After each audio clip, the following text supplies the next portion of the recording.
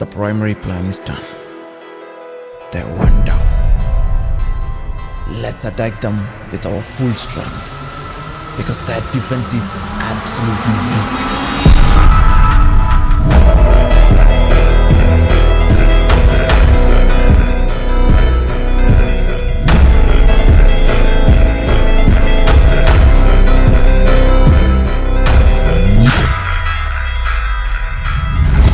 A wise man posted a reel before this year began.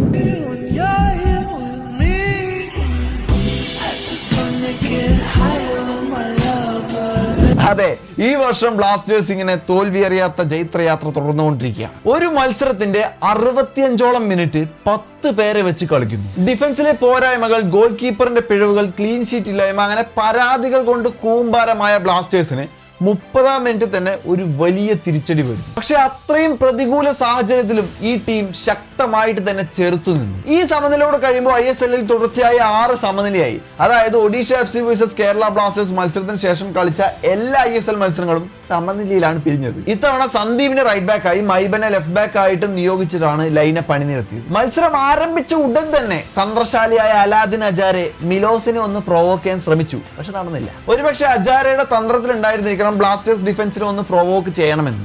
മത്സരത്തിന്റെ 30-ാം minute ഇത്തവണത്തെ അജാരയുടെ ഏര ഐബൻ ആയിരുന്നു. അജാര ഒന്ന് ചെറുതായി പ്രൊവോക്ക് ചെയ്യുന്നു. ഐബൻ ഒന്നും നോക്കുന്നില്ല, തലകൊണ്ടൊരു head butt, direct red card. കളി എവിടെ എത്തിയിട്ടില്ല, അപ്പോഴാണ് ഇങ്ങനത്തെ ഒരു സീൻ. പക്ഷെ അതിനുശേഷം ബ്ലാസ്റ്റേഴ്സ് ഒന്നുകൂടെ ഒത്തൊരുമയോടെ കളിക്കാൻ തുടങ്ങി. ഈവൻ ഒരാളുടെ അഭാവം ഉണ്ടായിട്ട് പോലും നോവയുടെ ഒറ്റയാൾ മുന്നേറ്റങ്ങൾ അതിഗംഭീരമായിരുന്നു. എതിരാളികളെ വിറപ്പിച്ച സോളോ റണ്ണുകളും ഡ്രിബിളുകളെല്ലാം എക്സലന്റ് ആയിരുന്നു. ആദ്യ പകുതിയിലെ മത്സരത്തിന്റെ ഗതി മനസ്സിലാക്കി 2-ാം പകുതിയിൽ വിപിൻ മോഹനെ സബ്സ്റ്റിറ്റ്യൂട്ട് ചെയ്ത് ഡാനിഷ് ഫറൂഖിനെ കളത്തിലേക്ക് എത്തിച്ചു.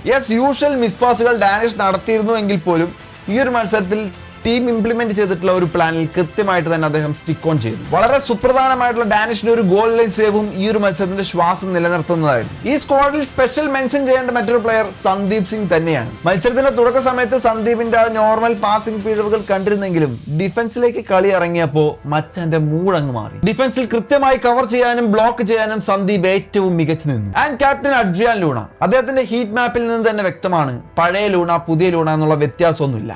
ലൂണ എന്നും ലൂണ തന്നെയാണ്. ഒപ്പം പലപ്പോഴും പറയാൻ വിട്ടുപോകുന്ന ഒരു പ്ലെയർ ആണ് ഫ്രെഡി. സീസണിന്റെ തുടക്ക സമയത്ത് അനാവശ്യ അഗ്രഷൻ കാണിച്ച് മിസ്പാസുകൾ നടത്തിയിരുന്ന ഫ്രെഡി പിന്നീട് വളരെ പക്വതയാർന്ന പ്രകടനമാണ് കാഴ്ചവെച്ചുകൊണ്ടിരിക്കുന്നത്. ഇന്നത്തെ മത്സരത്തിൽ ഫ്രെഡി വഹിച്ച DM റോൾ അത്രമേൽ ഇമ്പോർട്ടന്റ് ആയിരുന്നു. ഒപ്പം man of the match award കിട്ടിയ കോറു സിംഗ്. സന്ദീപിനെ ലെഫ്റ്റ് ബാക്കിലേക്ക് പ്ലേസ് ചെയ്ത സമയത്ത് റൈറ്റ് ബാക്ക് റോളാണ് ഇന്ന് കോറു സിംഗ് കൈകാര്യം ചെയ്യുന്നത്. തനിക്ക് കിട്ടുന്ന ഏത് റോളാണെങ്കിലും അത് ഭംഗിയായിട്ട് തന്നെ കോറു സിംഗ് കൈകാര്യം ചെയ്യുന്നുണ്ട്. And this young man is unbelievable. എല്ലാത്തിനും ഉപരി centre back combo Milos and Homi unbreakable ആയിരുന്നു. ഇവർക്കൊപ്പം സ്ട്രൈക്കർ ആണെങ്കിൽ പോലും എല്ലാവരും കൂടെ നിർബന്ധിച്ചതിനെ ഞാൻ വേണമെങ്കിൽ ഡിഫൻസും കൈകാര്യം ചെയ്യാമെന്ന് തെളിയിച്ചുകൊണ്ട് ക്വാമെ പെപ്രയും ചേർന്നു. മത്സരത്തിന്റെ ക്രൂഷ്യൽ മൊമെന്റിൽ നെസ്റ്ററിന് ബോക്സിനകത്ത് വെച്ച് ഒരു ഷോട്ട് അടിക്കാനുള്ള അവസരം ഉണ്ടായിരുന്നു. ആരും പ്രതീക്ഷിക്കാത്ത സമയത്ത് നെസ്റ്റർ ആ ഷോട്ട് എടുക്കാൻ തയ്യാറാകുന്ന ആ ഒരു മൊമെന്റിൽ പെപ്ര പുറകിൽ നിന്ന് വന്നിട്ട് ആ പന്ത് ക്ലിയർ ചെയ്തു. ആ ഒരു ഇന്റന്റിൽ നിന്ന് തന്നെ വ്യക്തമാണ് ഈ ഒരു പ്ലെയർ ഈ ടീമിന് എത്രമാത്രം ഇമ്പോർട്ടന്റ് ആണ് എന്ന്. ഒപ്പം ക്രിറ്റിക്സ് കൊണ്ട് വളരെ പ്രഷറിലായിട്ടുള്ള ഒരു പ്ലെയർ ആണ് goalkeeper Sachin Suresh. North ഈസ്റ്റിലെ എല്ലാ മികച്ച പ്ലെയേഴ്സിനെയും വെച്ച് അറ്റാക്ക് ചെയ്യുന്ന ഒരു ഗെയിം. ഡിഫൻസിന് കൃത്യമായ സപ്പോർട്ടിനപ്പുറം വളരെ ബോൾഡ് ആയിട്ട് തന്നെ ഇന്ന് ഗോൾ കീപ്പിംഗ് പൊസിഷനിൽ സച്ചിൻ സുരേഷ് ഉറച്ചു തന്നെ നിന്നു. എസ്പെഷ്യലി അജാരയുടെ ഒരു 1-on-1 ഡേഞ്ചറസ് പവർഫുൾ ഷോട്ട് ഉണ്ടായിരുന്നു. അത് കൃത്യമായിട്ട് തന്നെയാണ് സച്ചിൻ സുരേഷ് സേവ് ചെയ്തത്. നോർത്ത് ഈസ്റ്റിന്റെ ഏറ്റവും മികച്ച ടീമിനെതിരെ 10 പേരായി ചുരുങ്ങിയ ബ്ലാസ്റ്റേഴ്സ് ചെറുത്തു നിന്നു എന്നത് തന്നെയാണ് ഈ മത്സരത്തിന്റെ വിജയം. ജുസാൻ ലഗത്തോർ ഈ ഒരു മത്സരത്തിൽ അരങ്ങേറി, പക്ഷേ കുറച്ച് സമയം അദ്ദേഹത്തിന് കളിക്കാൻ സാധിച്ചുള്ളൂ. ഒപ്പം ടീമിൽ നിന്ന് ഇദ്ദേഹത്തിന് പകരം പുറത്തുപോയ അലക്സാണ്ടർ കോയഫ് ഈ ഒരു മത്സരം കാണാൻ സ്റ്റേഡിയത്തിൽ ഉണ്ടായിരുന്നു.